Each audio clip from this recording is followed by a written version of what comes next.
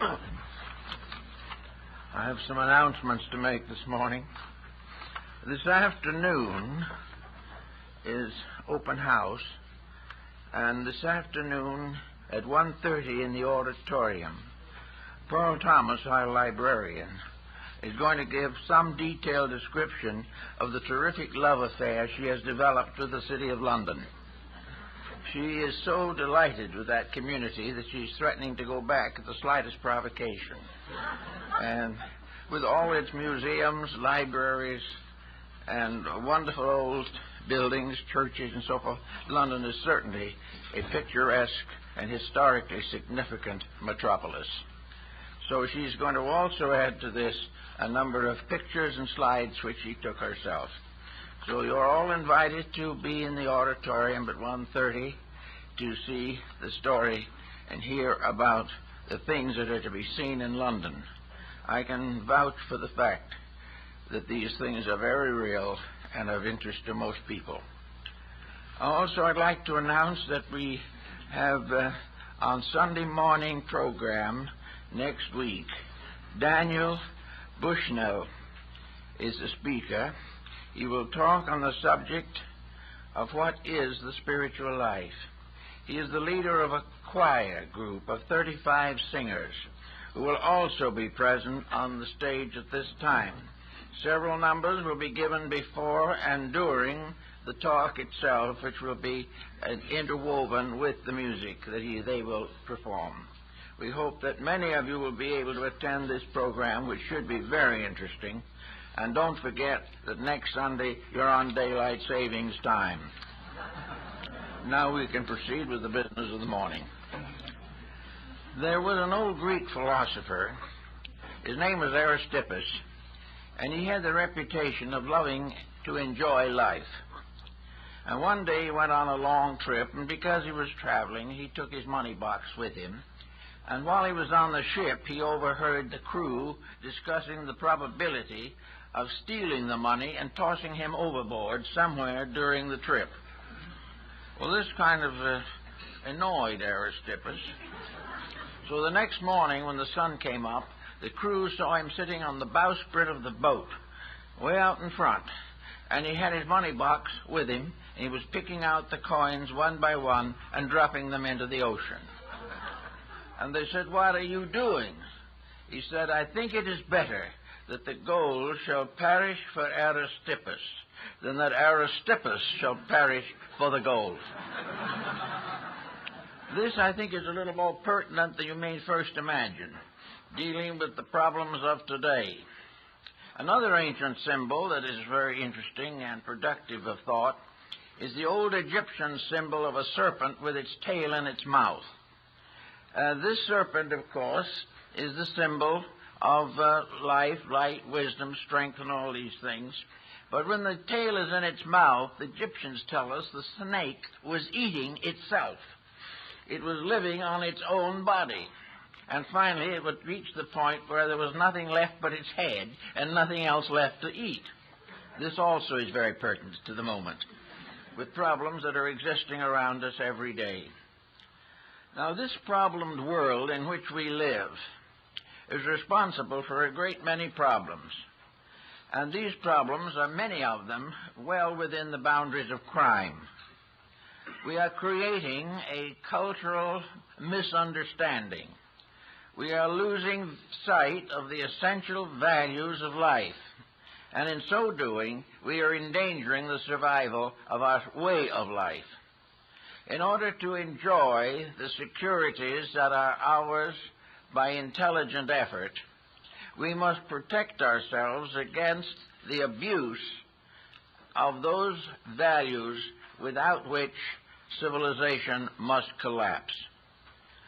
Today we have a number of serious difficulties on our hands, one of the most pressing being the problem of narcotics. This particular issue has a great many different aspects, and I want to try to cover a few of them this morning. The use of narcotics goes back a very long way into antiquity. But for the most part, in ancient times, it was associated with religion. Also in those ancient times, which are perpetuated in some of the American Indian communities of today, where certain narcotic drugs are used in religious rituals, there seems to have been very, very little problem. There is no indication that these usages in antiquity resulted in a popular addiction which damaged or endangered the whole structure of civilization. One of the reasons was that the person or the persons using these drugs must realize that he is part of the chemistry of the consequences.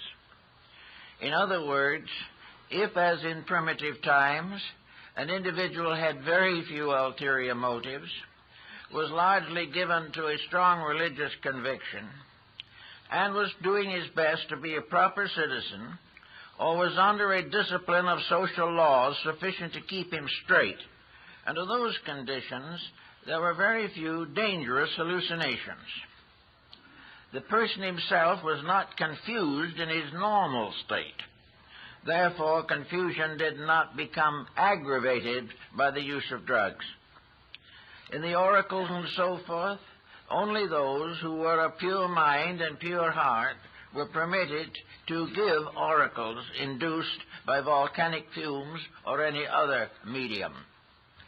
If an individual was corrupt, any use of that would stimulate the development of attitudes was considered to be dangerous and was prohibited. So what we are suffering from, in part at least, is the subconscious being released and bearing into the objective a mass of confusion, discord, dissatisfaction, disillusionment, and frustration. The moment this gate is open, Pandora's box has the lid lifted, and out of it comes every kind of tension, stress, and misuse which has been chemically or alchemically caused within the person himself. If he is dissatisfied, aggravated, disillusioned, disappointed, all of these things become consciously projected upon his outward personal conduct. He becomes the personification of the grudges which he has developed. He becomes the personification of the social usages which he objects to. And he is also seeking a kind of negative deliverance from the contemplation of his own problems. Wherever we find this addiction developing, we find disillusioned persons. Now, why are they disillusioned? Well, many people believe that there are ways of being happy, and when these ways fail, this is a serious disillusionment. Among the disillusionments of today is that of wealth. The individual, determined by the psychology of his environment to struggle for the accumulation of a large fortune, then suddenly finds himself in a condition in which this is not helping him, but is providing him with the funds to get into further trouble. He is not able to use the things which he has. There was a farmer in Rome who dug up a pot of gold, and he didn't know what to do with it, so he wrote a note to Caesar. And he said, "Caesar, I've found a pot of gold. What shall I do with it?" Caesar wrote back 2 words, "Use it." The man wrote back again to Caesar and said, "I don't know how to use it." Then this time Caesar wrote back 3 words, "Then abuse it." And this is exactly what happens in sober fact. When we don't know how to use what we have, we begin to use it mistakenly, trying desperately out of wealth to achieve happiness, to achieve a personal sense of security. Now, in order to have a sense of security and purpose, we have to be doing something worthwhile. We must have ideals. We must have convictions. We must have projects that are meaningful to society. Where there is no project beyond the satisfaction of personal attitudes, nearly anything that we have will be abused. And we will suffer from the negative mistake that assumes that the more we have, the happier we will be. The truth is, the more we have, the more we will abuse what we have unless we know how to use it rightly. Actually, therefore, a large part of our narcotic problem is a byproduct of the social situation in which we find ourselves today.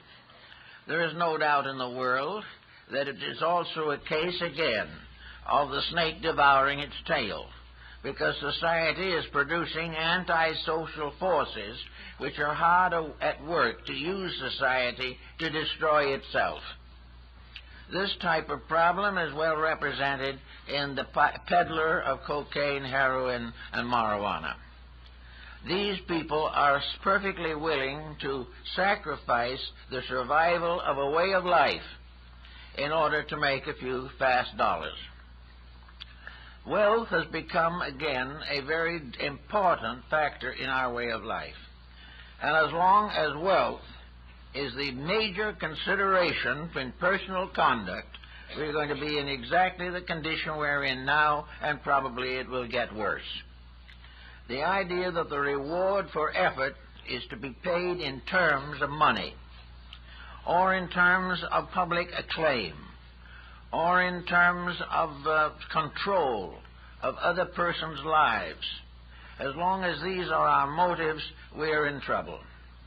These are a kind of madness in themselves, and the good book tells us that whom the gods would destroy, they first make mad.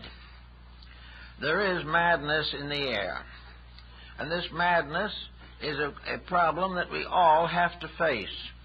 But there's one thing we can remember, and we should remember, and should work with it in every way that we can, namely, that our own individual security is in our own hands. We cannot be destroyed by temptation unless we are tempted. We cannot get into trouble unless we set the causes of trouble in motion in our own lives. We cannot be completely disillusioned unless we have done things that were not very right and they have disappointed us.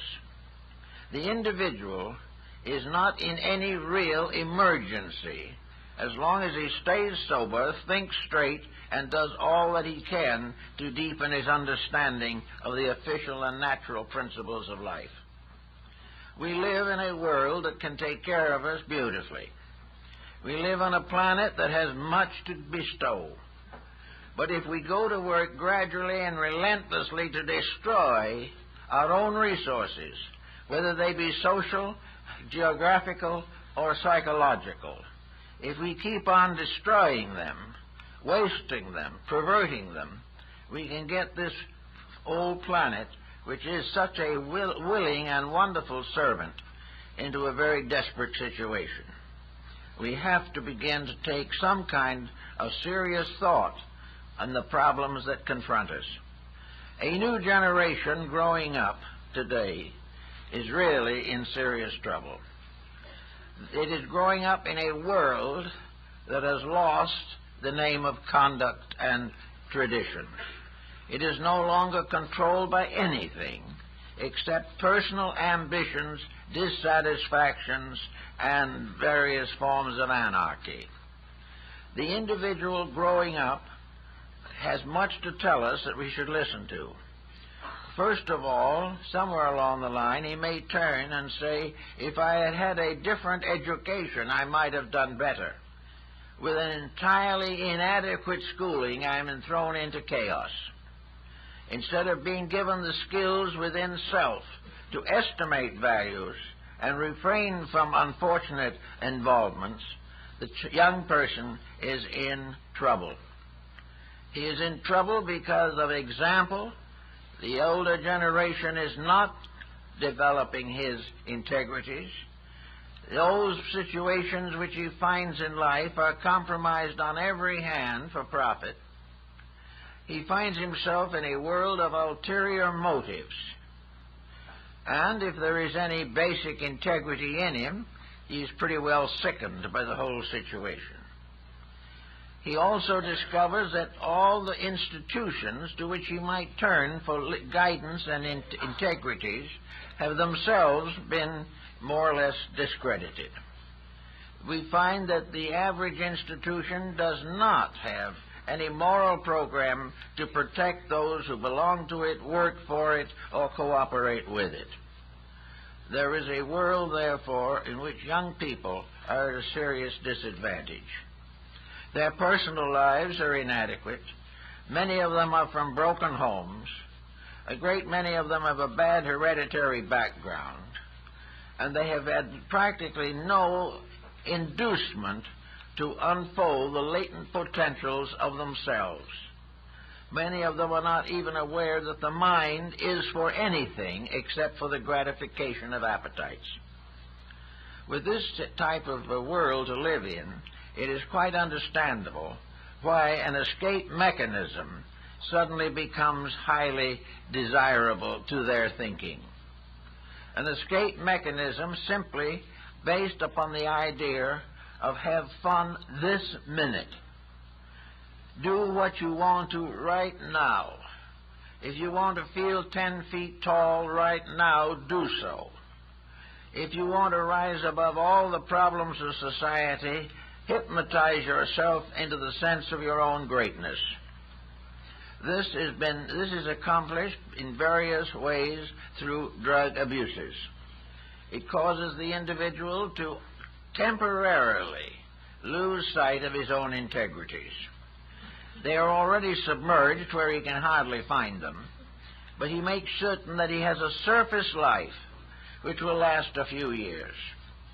How a generation of people growing up in a land with the privileges and opportunities that we have here can go consciously and intelligently into the gentle process of destroying themselves, knowing by evidence, proof beyond doubt, that as a result of drug addiction they are going to ruin their own lives in a few years and will probably die unpleasantly. If this doesn't mean anything, then it would seem to imply that to many of these young people, death by drug addiction is better than life without it. This is an indictment of civilization. And it is an indictment of a pattern with which we hope to build a future. We hope to be able to prove that our way of life, a way of freedom, democracy, and cooperation, can lead the rest of the world somewhere. But with the present pattern, we have lost our own footings almost completely. We are not in a position to lead anyone anywhere. Our religious institutions, which might have considerable influence in this matter, are more or less eliminated by the modern materialistic youth, which is not much concerned with these matters until misery sets in, and then it is usually too late. Our education is failing. The distribution of values is failing. The power to make a decent living by effort and ethics, this is failing, and the individual finds himself in a world which is not worth living in as far as values are concerned. He finds himself in a very difficult and miserable condition. When we take this person to a psychiatrist and get him under psychiatric care, it is necessary, if possible, to gradually work him through a whole mass of complexes and a great number of fixations of his own mind, including delusions, work him through again to a sense of normalcy. In some mysterious way, the Aegean stable has to be cleansed. We have to give the mind, the brain itself, a house cleaning to get rid of the false opinions, the desperate attitudes, the disillusioned convictions of most people today. So the psychiatrist settles down to an extensive procedure, which may or may not be successful, but will certainly be expensive. Instead of that, what is happening? We are opening, by means of narcotics, this whole background of psychological mayhem within the individual by a reduction of conscious control of attitudes. Under the influence of drugs, the door opens, and every misery, every adversity, every pressure, every frustration comes out with a torrent of pressures behind it. And these pressures coming out without anything to control them lead to excesses from which very few young people can survive. Now, the problem of the entire process is what happens. What happens in connection with, for instance, cocaine? How does it affect? The best way we can approach it at the moment is to recognize that this effect is largely the result of magnetic fields and their interplays. If we had the instruments by which we could make the necessary adjustments, and maybe we will have some of them, we will discover that narcotics, and like all other plant or mineral products, are alive. They have vibratory rates. They have their own magnetic fields. They are not simply what you can see and taste. Behind everything that we know is a vibratory rate. And this vibratory rate is the problem with which we are most concerned. We know also that in the human body there are various polarities over which nature has been able to, or through which nature has been able to control the conduct. The human mind and the emotional focuses are locked behind a pattern of laws and are filtered through the mind as a result of experience, morality, ethics, conviction, education, opportunity, racial and national traditions. The mind is a guardian of the subconscious. The mind helps the individual to prevent the pressures from within from going out and destroying him, or the pressures on the outside getting in and destroying him. The mind is a kind of coordinating filter by means of which everything is reduced to usable levels of process. Excesses of one kind or another do not occur unless there is an abuse or misuse of energy. Now, the center of most of our problem in this particular case will probably be the endocrine system. We will define probably that the pineal gland is the center by which moderation and coordination is possible in the physical body. It is a controlling factor, not only physically, but metaphysically. The pineal gland is a structure by means of which the magnetic fields of the whole body are regulated. Every organ has an integration in itself. The stomach is an entity. The ancients realized this. We don't. We know, however, that if we treat the stomach badly enough, it is going to come back at us.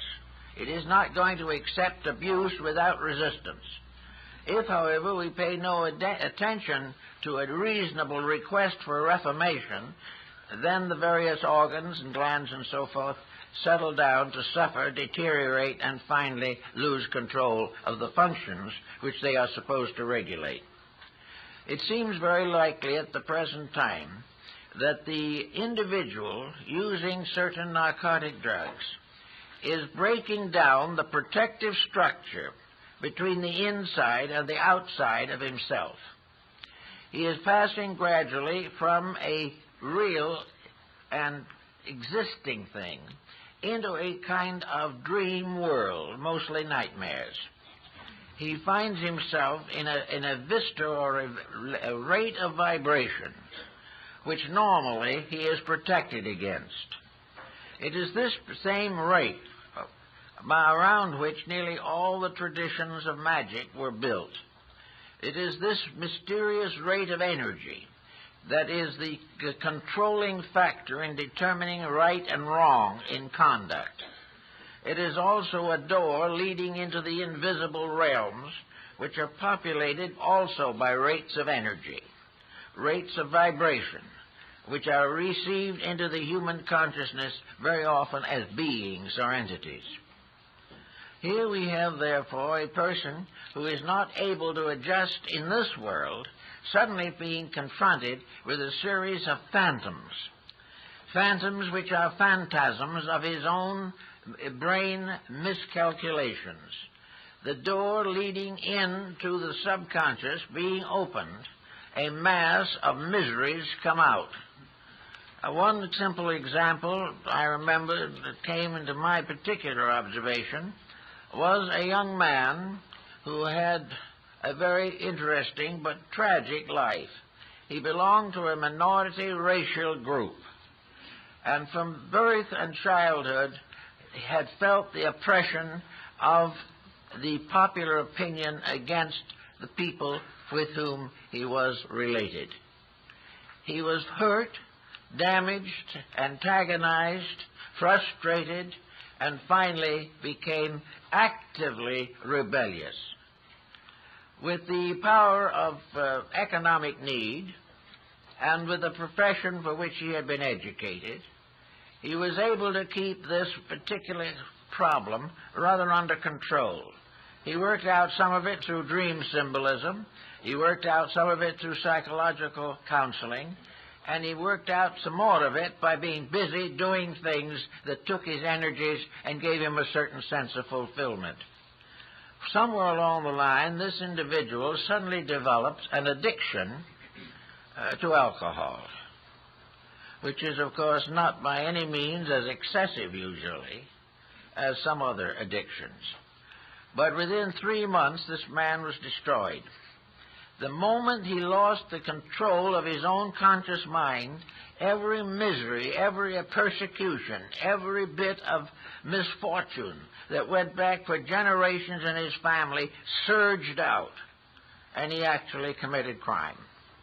He would never have committed crime had the pressure within himself not been so intense, and the defenses against it had been gradually removed by alcohol. Therefore, any individual who is not happy in a normal state will be more unhappy under the addiction of any form of stimulant which breaks down the defenses of the conscious character of the person. Nearly everyone is born with a dual nature. He is born with the instrument by which he can adjust to society and by which he gradually converts himself to a reasonable way of life. In order to accomplish this, however, you have hereditary factors, you also have early environmental conditionings, and you have the larger environment of social existence. Where the person grows up in a comparatively secure atmosphere, he has not too much danger of any serious drug habit. But where he has not had any fixation of character, he's had no structural support, the situation gets worse and worse.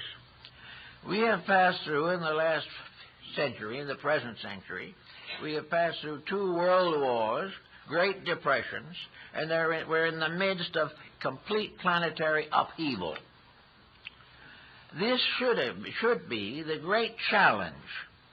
To meet this, every individual should be using the very best mental equipment that he has.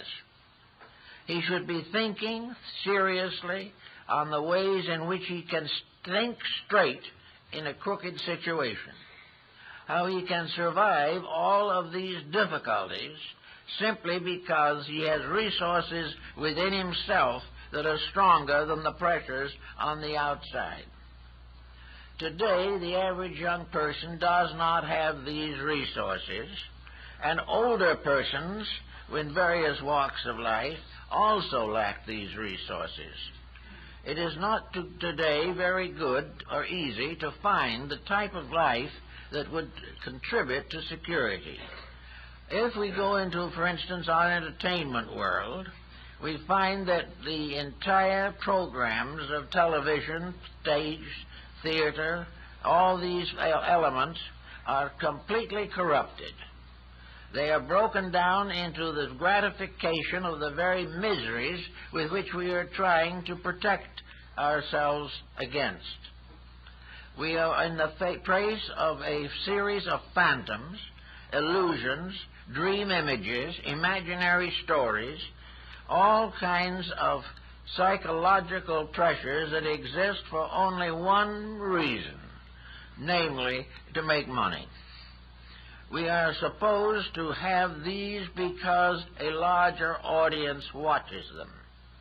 And a larger audience watches them because more people are sick than are well. Therefore, the individual who is in the midst of a frustrational mess himself can identify with misery, but cannot identify with growth, progress, and harmony. Actually, the entire situation is closing in because of the incredible stupidity of people. It is due to the fact that with all our thinking and with all our planning, our great dream in life is to live in a peaceful world, happy and well-adjusted, without sacrificing any ambition, any selfishness, or any misuse of energy or waste of time. We are supposed to be able to perfect the world as it is, keeping all of the factors that we enjoy as amusement or for profit, and at the same time live noble and exalted careers.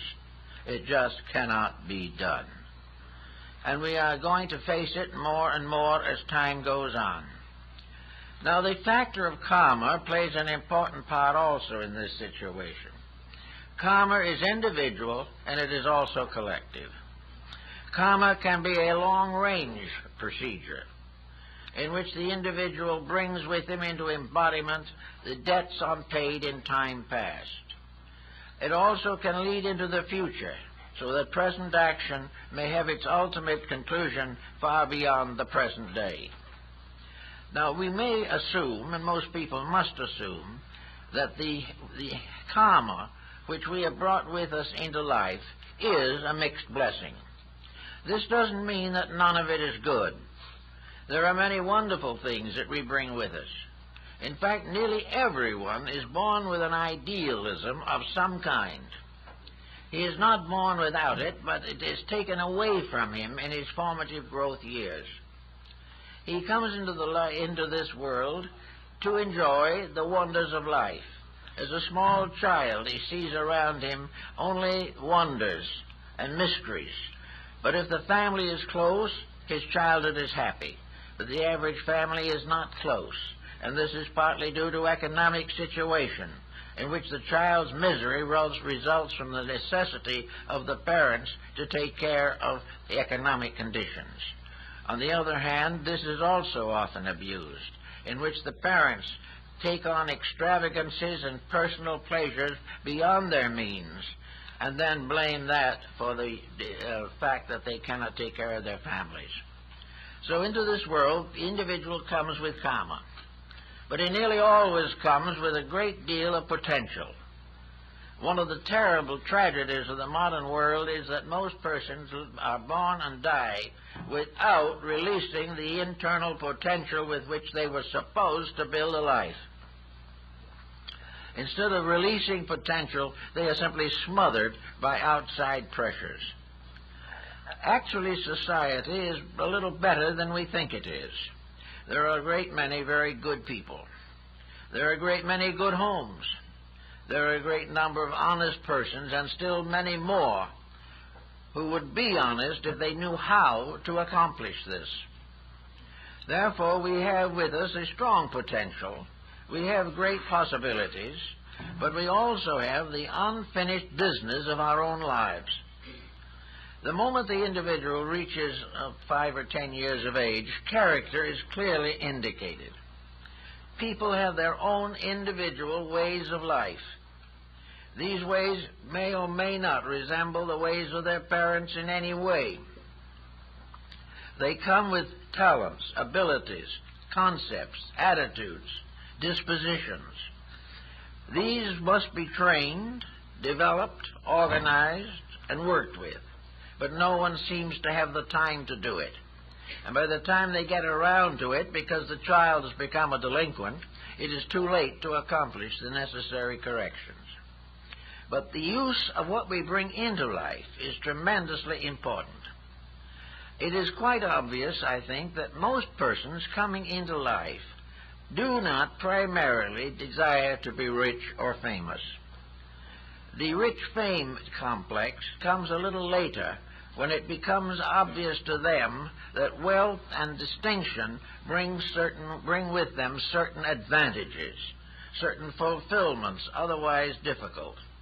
But in most cases, the greater the wealth, the less the likelihood of the inner life being developed or sustained. Because as wealth increases, interests change from the improvement of character to the accumulation of possessions. But actually, each individual is a potential helper in the perfection of civilization. Every good thing that the world has today came from within some human being who brought it forth as music, as art, as literature, as drama, as history. All kinds of wonderful developments, discoveries, and experiments have been carried on by human beings, many of them for the advancement and benefit of society. Therefore, each person has something to give. But if he can't give it, and it is locked within himself, a certain tension develops, a stress, a frustration. The individual who has always wanted, as long as he can remember back, has always wanted to go to sea in a ship, finds himself locked in a broker's office. An individual whom nature has intended to be an artist ends up as a doctor because there's more money in it. Little by little, the physical advantages take shape against natural integrities and natural interests. The individual, not being able to do what he wants to do, sits uneasily in his body for the rest of his life. He is never quite adjusted, because he has never fulfilled himself and has substituted false fulfillments for the impulses and instincts that he brought with him. Not being truly adjusted to the profession he may accept, he will not be a great success even in that. And not being a success in anything, he finds it becomes a great fatiguing factor. Out of this comes a common occurrence which we all have a tendency to notice, and that is the desperate interest with which we look forward to retirement. We believe that when retirement comes, we can get out of the job we never wanted to be in.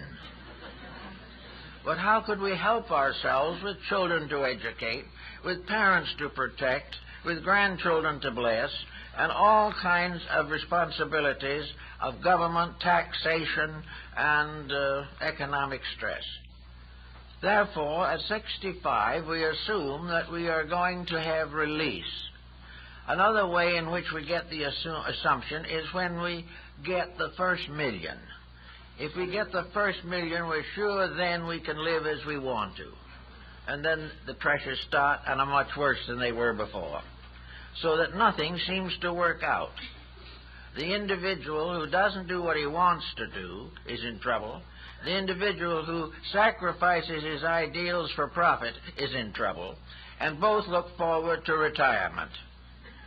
So they retire at 65 so they can live their own lives. And what have they got?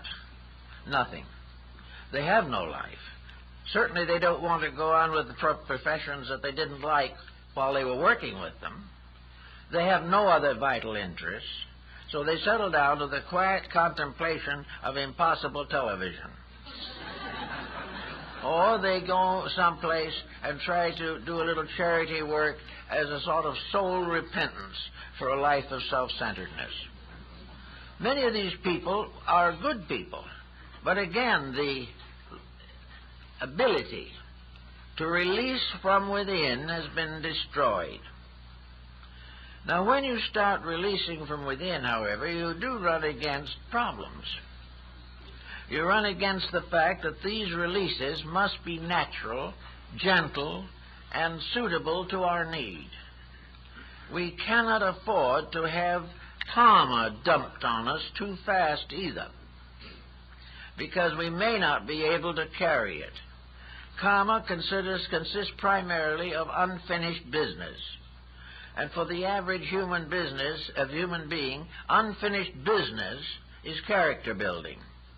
It is the process of growing, and this is something that is not finished, and we may not even maintain during the one lifetime that we are here now.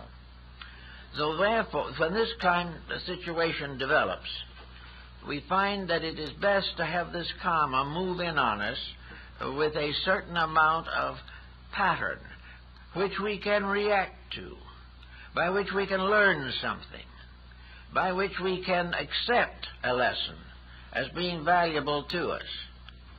But if under tremendous mental or emotional pressure a karmic load is discharged too rapidly, the individual simply becomes sick. And the sickness is usually in the form of some kind of mental, emotional activism, an antisocial reaction, a reaction of destruction, pressure, and tension. Now, everyone is capable of a bad disposition, but a great many people have learned not to have it because they've done something about it. Now, if we take a person who has a bad so-called daily existence, and we take this person into retirement, we're going to find that this bad disposition begins to move and work. Then we will find the lack of proper activity, mental and emotional, results in what might be termed senility. Where there's nothing inside, the individual simply weakens. Where there is something inside that is bad, the older person becomes more difficult. Where if there is something inside that is good and the mind is no longer interfering, then the individual is a pleasant person and may have a rather quiet, enjoyable old age. All these things relate to the development and release of the psychic potential of the person. Actually, therefore, we have to begin to recognize that the individual who goes out and gets drunk for the first time is telling us a story of a pattern, a fulfillment sought in the wrong way, an inability to cope with self, and a desperate effort to escape self, to forget that we exist, to pass finally into a kind of a genteel coma. But on the way to this coma, something happens. The individual, partly intoxicated, may become violent, may attack his family, may become a criminal, may do all kinds of disreputable things which he would never do if he was sober. And that release of the so-called negative side of life, when the pressure of the public opinion is removed, the half-drunk person is very much likely to be similar in many ways to the individual under narcotics. The half-intoxicated person is unable to control his own drinking and has a series of delusions, probably including delirium tremens. And the drug addict also passes through all kinds of moods, some of them over-exhilarated, some of them definitely destructive. The individual, having lost control of himself, some of them over-exhilarated, some of them definitely destructive.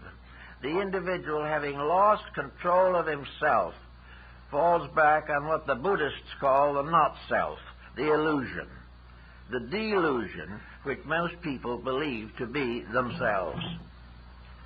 Actually, consequently, they must recognize that the narcotics problem is aggravated and made worldwide because of economic factors, and thousands, millions of people are dealing in narcotics perfectly aware of the fact that they are destroying human life, and they're perfectly willing to destroy life for the sake of money, and quite willing finally to steal and commit a whole variety of crimes in order to get the price of narcotics. All this is adding to practically every crime of society. But there is no one who has to become a narcotic addict. No one has to try it the first time. No one has to continue to use it, fully aware when they do continue to use it that they are wrecking themselves. This is largely due to a search inside of the person to find out why he should live. He's also probably tried to answer that question himself, but he cannot find within himself any reason to change his ways. He cannot see what he would be any better off if he did not become an addict, because the world as it is around him is as delusional, dangerous, and discouraging as anything that could possibly result from his intemperances. He therefore ends up with the idea of a short life and a bright one. But even this fails, because very few narcotic addicts ever get out of this world without great misery.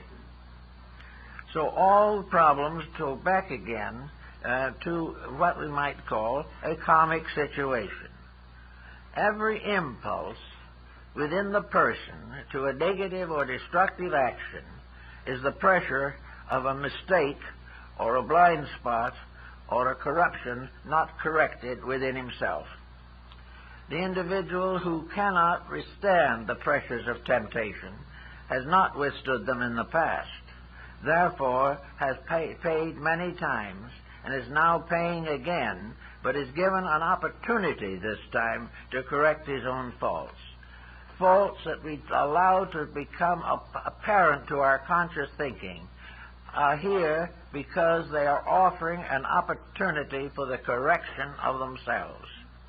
We are not here to humor our faults. We are here to overcome them. Every fault overcome is the end of a karmic pressure.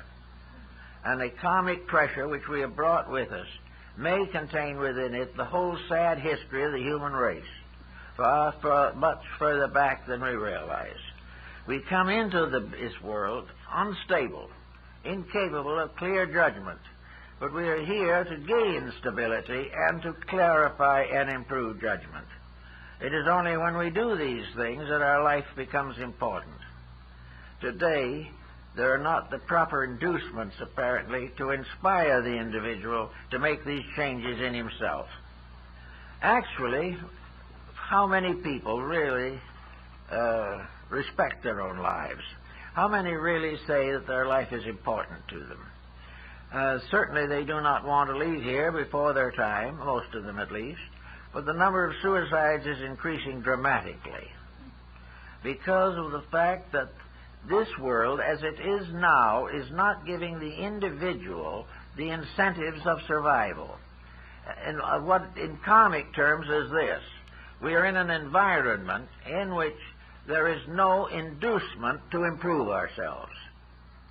There are inducements to be more wealthy, there are inducements to physical pleasures or excesses, but in terms of growth, there are very few inducements for the individual to be a better person tomorrow than he is today. All the inducements are clouded. All the indulgences stand out as possible temporary solutions to problems for which a real solution is not available. So this world as it is a great inducement to leave karma uncorrected. And one of the ways in which we can do this is to have our minds taken away from our own faults and shortcomings.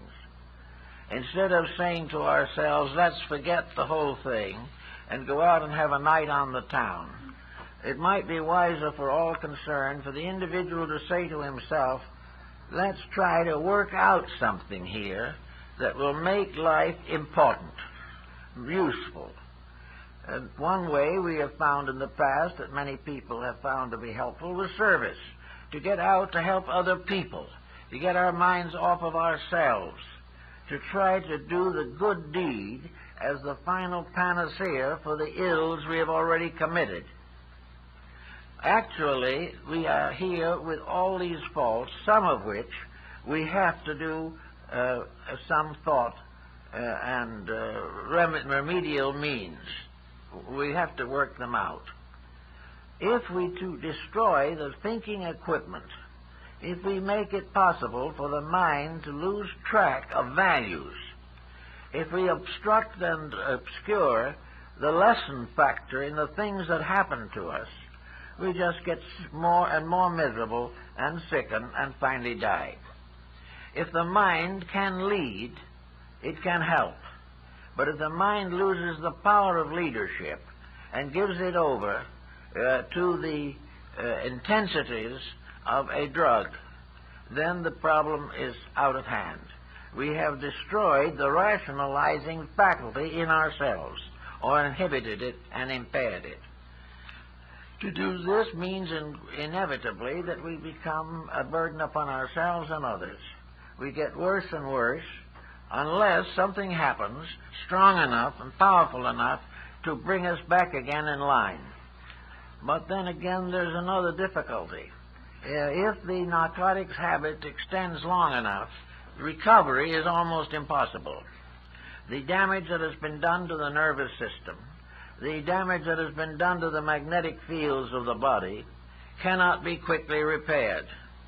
And the person, though they may recover from the habit, will not be the person they should have been had they not developed the habit in the first place. Now, how can we try to work out this thing a little more successfully? Let's try to make a little formula out of it. First of all, let us assume that every human being is here to learn something.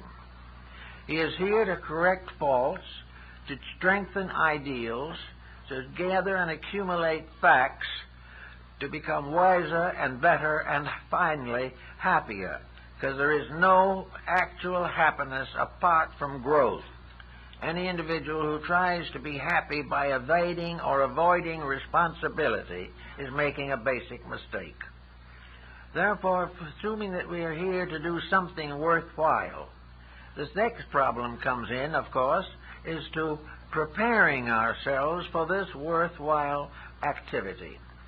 Normally, parents who really care for their children will do what they can to help them in this orientation. In the older days, when life was much simpler, it was customary for children to follow in the trades and professions of their elders. The shoemaker's son became a shoemaker. The sailor's son went to sea. The minister's son became a preacher. These were the common procedures of the time, and the parent constantly gave what he could of his own experience to advance the cause of his children. He tried to help them to be the persons that they could be, or at least he thinks they could be. All this made a more or less secure situation in a sense. It might have frustrated some personal ambitions, but they were not very strong at that time at best. The individual was brought up within a pattern in which education began by example and was cultivated by a family that sincerely had affection for him and was given every possible opportunity to fulfill a useful career. This was equally true of both men and women. Today, this has practically changed. There is no longer this type of thing. The apprenticeship in the family is very, very unlikely. Positions and employments of mature persons are impermanent, insecure, and usually unpleasant. Therefore, each has to start and build a complete career without benefit of parental guidance or parental assistance or assistance through the educational structure. So each person has to work it out for himself. Now, if he can reach a certain age, say around 20, without being completely contaminated, he has a good chance of working out something worthwhile. He can be an individual and do his thing instead of being bound into something. I read in the paper not long ago that Walt Disney, on one occasion, told a friend that he was a grade school dropout. Disney had practically no formal education, but he did rather well because he did his thing. He did what he wanted to do, and he didn't depend upon schooling to obliterate or deform or distort his own feelings on these matters. And this is true in a great many instances. If the person can reach the time of decision in life without having this decision corrupted, he will probably be able to make a useful and important contribution to society. And education may help him. It may be able to give him a fuller understanding of practical ways of helping. Education may provide him with the instruments of service, which will be of value to him. But it is the instinct within himself to serve that must be preserved, or else the techniques are worse than useless, and will end again in exploitation. Having decided in some sense of the word, and by some internal adjustment, that the individual can be a person, an individual, in a society of mass calculations and collective pressures, he can then, as far as his daily life is concerned, do whatever is necessary to meet the responsibilities of living. The individual who finds a way of avoiding responsibility is in very bad way also, because this avoidance becomes habit-forming, and the person becomes a completely inadequate individual. But assuming that he is reasonably doing the things he is equipped to do, he can then build a life around whatever is necessary for his own growth. His job may take a certain percentage of his life, but a job will not destroy his inner life if it has vitality of its own. A job that destroys the inner life is a job in which the inner life was not strong enough to survive the pressure of outward circumstances. But if the individual within himself has character or conscience or integrity, or has ideals, or perhaps certain gifts and abilities which do not fit into his economic pattern, these things can be preserved, they can be developed, and if necessary, they can become the second careers after retirement. But there's no need for the idealism in the individual to die because of the materialism of his environment. He can survive it if he has anything inside of himself. He has a perfect power to be a person. He has the natural, inalienable right to live and die according to principles. Now, if his principles are not adequate, if he has compromised them too much, then perhaps he will find that his mistakes will cost him heavily in freedom and in advancement. But if the person is as God created him, is a natural human being, bringing into this life unfinished business, both assets and liabilities, and always equipped to meet the day if he uses the equipment, he can have a very valuable life regardless of the pressure of circumstances. Under those conditions, he will have no need for the development of any narcotic habit. He will not need to escape from frustration, because he has already inwardly strengthened his inner life so that he is doing in his own character what he really wants to do. And when this happens, the probabilities of drug addiction are greatly reduced. It is also true that if the person has a fixed vision from within his own consciousness of what is proper for him, he will not need to depend upon encouragement by bottled goods. He has the encouragement within his own life. He has his own way of growing. It is not necessary for him to block his memories. It's not necessary for him to refuse to express temperamental natures which are themselves constructive and reasonable. So we find that our narcotic problem is largely a result of too much vacuum inside of the person. Not enough basic value to meet the pressures of life. Now, life is going to have suffering. It's going to have problems. But these problems and these sufferings are apt to be significant, whereas the sufferings of narcotic addicts have only one remedial factor, and that is to prove to the individual that he is destroying himself. I think we have another very interesting point to make in connection with this problem of getting oneself in shape of some kind and in some way. Most people today who are interested in better things in life have a realization that there are esoteric factors in the human compound. We realize, for instance, that man lives not only in the visible world, but in an invisible environment. That this invisible environment, or the etheric diffusion in which the physical matter of life exists, is under the rulership of the lunar principle.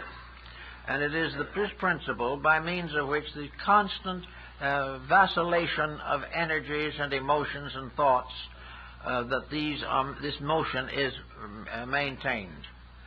In this also, according to the ancients, and perhaps they were right, who knows, this borderline between the objective and the subjective is also the sphere of ghosts. It is the sphere of beings that never had existence in the physical world, for there is no plane or stratum of nature that is not inhabited. It is also a place where, according to the ancients, earthbound spirits wandered about in all kinds of unpleasant conditions, where the individual who has been bound to some negative situation holds on to the situation after death and does not even know that he is dead. He continues to be the possessed or obsessed being that he was in life. Now, in this environment also, we have the source of a great deal of psychic phenomena. We are beginning to recognize that we can no longer throw away the possibility of psychic phenomena. We are no longer able to say that these metaphysical situations do not exist. Day after day, we get more supporting evidence that psychism is a reality. But we also get some rather unpleasant witnesses to the problem. We find out that most of this psychism is rather detrimental to our daily life. A psychic experience which is merely an embodiment of ambition may make us feel that we are too big for ordinary labors, that we have been given a special dispensation, and then we start off on a long program of self-illusion. And disillusionment comes later and is hard. But it is also true, beyond doubt, that the Greeks and Egyptians were partly correct, at least, when they pointed out that all forms of narcotics formed a connection between the physical body and the etheric realm in which it exists. That this was a strange realm of pressures, that these pressures could be thought forms, emotion forms, vibratory centers of energy, by which the individual is as though in a great ocean filled with living creatures of its own. As long as the magnetic field is maintained, as long as the protective armament, which is then called in the Bible the full armor of righteousness, is protected, and the individual is a reasonable person, not damaging his own psychic factors, he is in very little trouble. There is not one case in a million where a person who has lived a straight, upright, constructive life has unpleasant psychic experiences. They are reserved for persons who are already unpleasant somewhere inside themselves, and it's simply expressing its own nature. But in this psychic atmosphere of things, we know that there are all kinds of dreams and phantoms. And in these phantoms and these dreams have a tendency to make cowards of us all, as in the soliloquy of Hamlet. We are in the presence of an invisible realm from which we are marvelously and wonderfully protected because we have a particular job of our own to do. We are here to make an adjustment, to redeem our own world and redeem ourselves in that world. But if we, by negative means, create a negative psychism, if we break down the protecting barriers between this objective life and the strange, misty realms of the great unknown, we can get into very difficult situations. And this, of course, is one of the great problems of all forms of delusion through drugs. These delusions can be sometimes very frightful. The individual goes through all kinds of torments as a result of something that he doesn't understand. He has allowed himself to fall as a living creature into something that resembles the purgatorial realm of the ancients, this mysterious psychic field in which the physical life exists. It is very much a mistake to permit this psychic field to overwhelm us or drown us. This problem that is the same as being drowned in the ocean. If we cannot swim, we will sink. And if we may be a good yogi, maybe we will float. But we will not win unless we know how to protect ourselves from self-deceit, protect ourselves from all kinds of psychic revelations that never work out, all kinds of damage which we imagine, but the damage is in the mind only. We surround ourselves with all kinds of mysteries and misfortunes, and the mind becomes to substance a haunted house. This problem does mean that the moment we lose psychic control of normalcy, we become the victims of all kinds of delusion and disillusion. We lose integration, we lose orientation, we lose the power to make proper decisions, and we finally find ourselves completely trapped in the mystery of sensation itself. Well, sensation is the emotional equivalent of mental psychism. Sensation is a part of the process that has been given to us to enable us to function the various sensory perceptions. Sensation gives us the power not to sit on a hot stove, because if we do, we will feel the burn and get up. Sensation gives us the right to sense motion, color, form, all kinds of relationships with life. It enables us to see, enables us to hear, to taste the food that we have, and to shake hands with our friend. Sensation is part of a great structure of communication processes, but it is also something that is the base of all appetites. Sensationalism is the belief, fallacy, but still many times held, that some form of excitement is a solution for stupidity. That if we can get excited enough, worked up enough, and forget ourselves enough, we will be happy. This doesn't happen either, because there is always in these matters the morning after, and that is usually deadly. But sensation, again, getting out of hand as a result of psychic pressures, is exaggerated and amplified by narcotics. Narcotics, as such, affect the physical nature to a degree, but the main thing is they disturb the psychic vortices by which bodily function is maintained.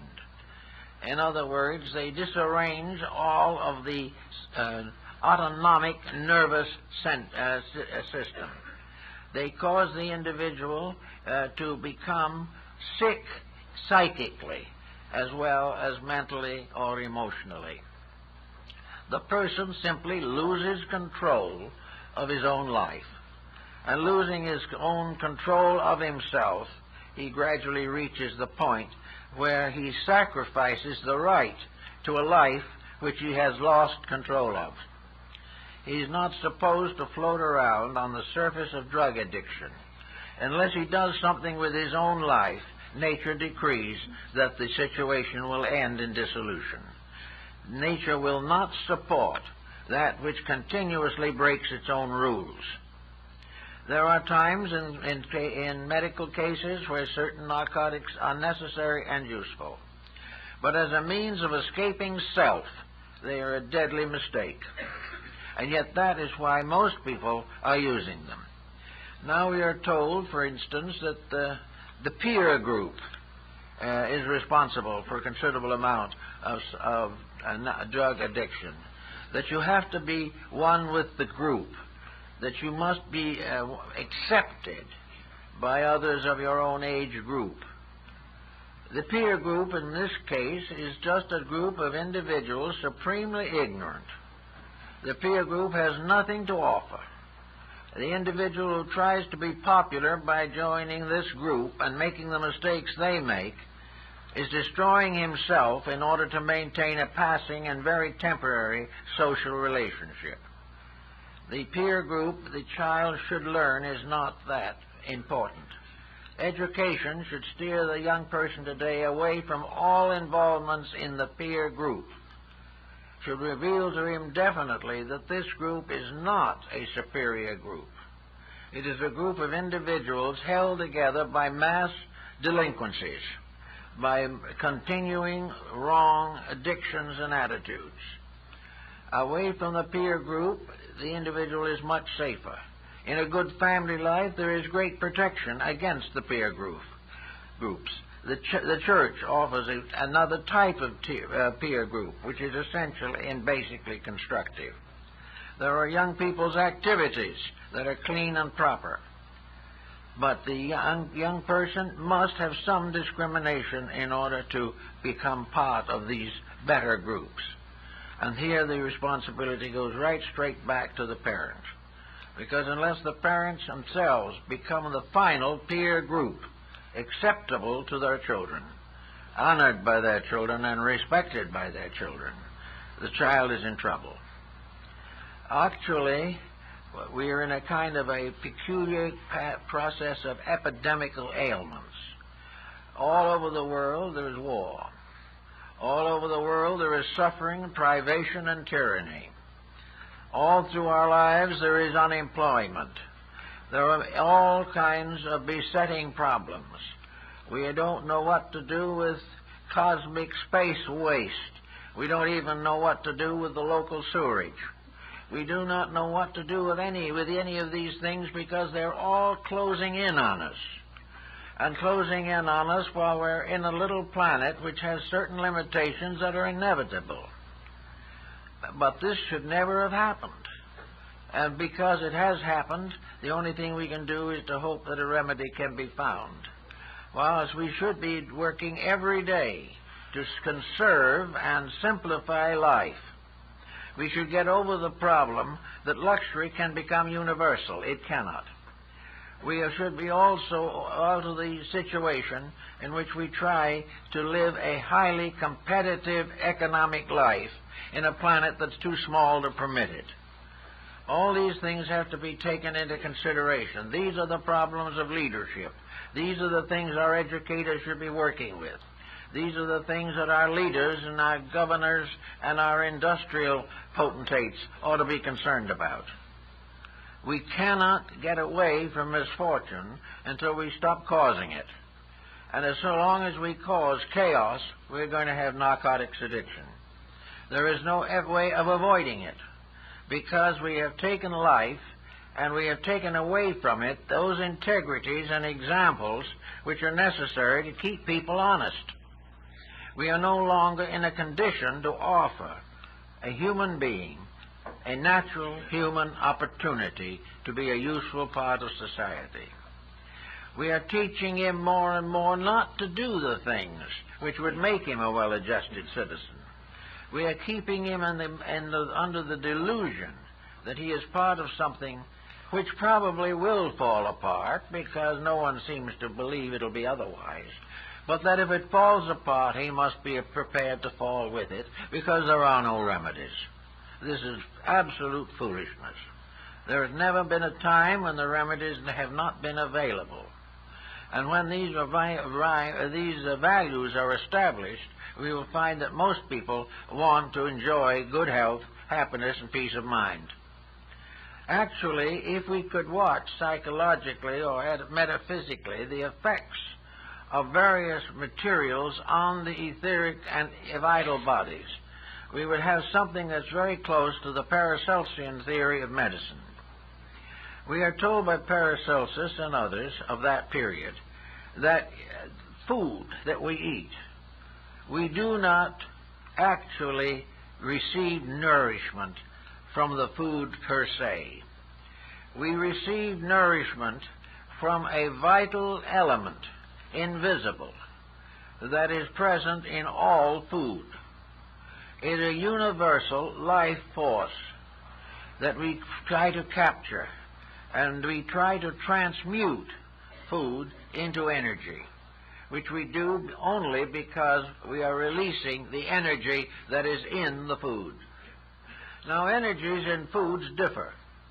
Some foods have more of one kind of energy, more of another. And body chemistry demands a balanced ration of these different food factors. And the great proof of alchemy is not the wisdom of the ancients, but the function of our own digestive system. We are transforming base metals into living principles every day of our lives. As it is with food, so it is with most other things we have. The education we get is a form of nutrition. It is not the education per se, but the energy of thought and initiative which it releases in us that is important. Here is where the alchemy takes place. Facts become truth by alchemy. The alchemy of insight, understanding, and capacity. The same is true in our emotional life. Our affections are not physically, actually, the cause of happiness. It is the higher vibrations or octaves of our feelings that become nutritional to enrich our lives, to enrich our relationships, and to become the basis of proper marital happiness. The same way with all of our thoughts and minds. It is the transmutation by an alchemy of understanding that lifts all things from a standpoint of dead fact to living truth. And this chemistry is going on constantly inside of ourselves. And it is this that does the good thing for us. But the wrong diet makes us sick. The wrong emotions make us unhappy. The wrong thoughts make us miserable. Therefore, if the food is wrong, it is not any good to us. And today, humanity, mentally, emotionally, psychologically, and religiously, is largely on a diet of junk food. It is not just the physical junk food. It is the fact that these junk foods destroy or fail to nourish the invisible energy fields with which they are involved. Having become sick with junk food, which in this case can be world propaganda, reports and rumors of war and disturbance, we do what everyone does who is sick. We try to combat the difficulty by a trip to the doctor. The doctor tells us that we need a little more vitamin, that we've got to cut down on this, that our cholesterol is too high, that our blood pressure is too high, that we are not getting enough calcium, that we're not getting enough this, that, and the other thing, and we go into a great nutritional routine. Perhaps it helps. It probably does. But let us also realize that psychologically, we cannot really depend upon drugs to take care of things that belong to the invisible levels of character. We are all suffering from the junk food, a world as it is today. The news is junk. All these things are destructive. So we go now and we try to get something like cocaine or heroin or marijuana so that we won't notice the junk food, that we won't have to improve our diet because we don't really want to do that. But we do want to get rid of the unpleasant symptoms that have come from junk thought, junk emotion, junk conduct. Therefore, we try to get some kind of a panacea, by means of which we will accomplish the most that can be accomplished. Namely, that ultimately we will reach a point where we won't worry at all because there will be nothing to worry with. That will then be the problem of returning to a subhuman state and drifting into the inevitable end. This type of thing we don't have to do. It's perfectly possible for us to be rather intelligent creatures in one way or another if we really try hard. It's just a case of recognizing that all stimulants, alcohol, any other stimulant, is simply a substitute, and a poor one, for the stimulation of our own intelligence, for our own integrity, for our own wisdom and understanding, and our own cheerful, useful activity in life. An enthusiastic person with a job, or one who is preparing for a job he likes, who is succeeding in the daily experiences of life, has no need for involvement in any form of narcotics or alcohol. He does not need to take a chance of any form of sickness arising from a bad habit. And all habits that seek to prevent the individual from thinking are bad habits, because he is here to think.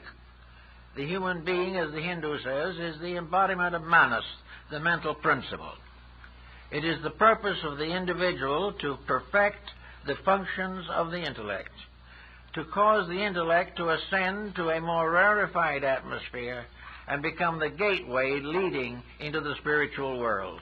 It is through the mind that the individual can ascend to union with his own soul, with the best part of himself. And when he diseases this by an effort to avoid or evade growth, if he tries desperately not to be better, he can succeed in that too. But the cost is very high. It is much better for the person to realize that by keeping the channels of the nervous system, particularly the autonomic nervous system, and the function of the ductless glands, normal, constructive, and helpful, he will have the strength and resource to meet practically every problem of life. And any individual who doesn't want to grow, isn't willing to do a little worrying, and will not devote some time to self-improvement and to the service of others, such an individual is not entitled to any of the better things of life. But he doesn't have to react to the worst things in life. He may remain unadjusted to life. But now the temptation is to hide his inabilities from himself, to avoid contemplating his own mistakes. And then comes the narcotic addiction, and the person is in really serious condition. So let us really then be satisfied to enjoy our own mistakes. Let's recognize them as challenge. Let's know that we're not perfect and weren't intended to be at this particular time.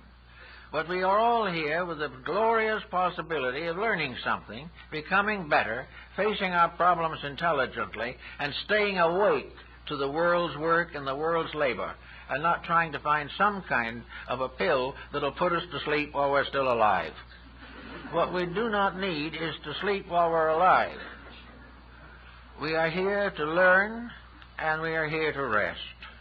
We are here to live in this world and meet its problems. If we do so, when time comes for sleep, we will rest well. And when the time comes for a larger sleep that brings with it further opportunities, we'll be ready and carry on as we should. Well, that's it.